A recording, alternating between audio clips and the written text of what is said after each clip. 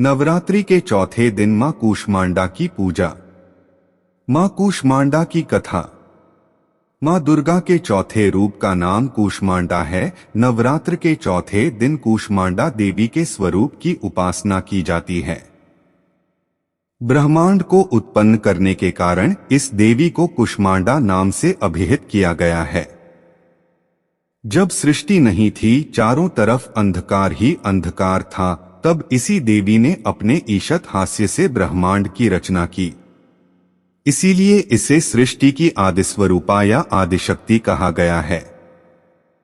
इस देवी की 8 भुजाएं हैं, इसलिए अष्टभुजा कहलाती है। इनके 7 हाथों में कमंडल, धनुष, बाण, कमल, पुष्प, अमृत, पूर्ण, कलश, चक्र तथा गदा है। 8वें हाथ में सभी सिद्धियों और निधियों को देने वाली जप माला है।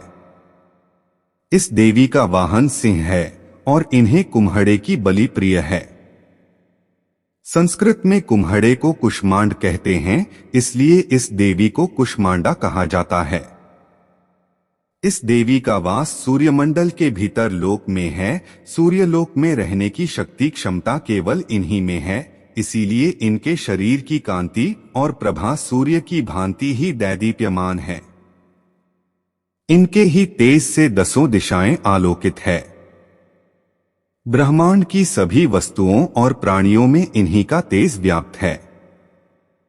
विधि विधान से माता कूष्मांडा की पूजा करने पर भक्त को कम समय में ही कृपा का सूक्ष्म भाव अनुभव होने लगता है। पवित्र मन से नवरात्रि के चौथे दिन इस देवी की पूजा आराधना करना चाहिए। इससे भक्तों के रोगों और शोकों का नाश होता है तथा उसे आयु, यश, बल और आरोग्य प्राप्त होता है। उसे सुख, समृद्धि और उन्नति प्रदान करती है। इस देवी की उपासना में भक्तों को सदैव तत्पर रहना चाहिए। सर्वप्रथम कलश और उसमें उपस्थित देवी देवता की पूजा करनी चाहिए। तत्पश्चात माता के साथ अन्य देवी देवताओं की पूजा करनी चाहिए। इनकी पूजा के पश्चात देवी कूष्मांडा की पूजा करनी चाहिए।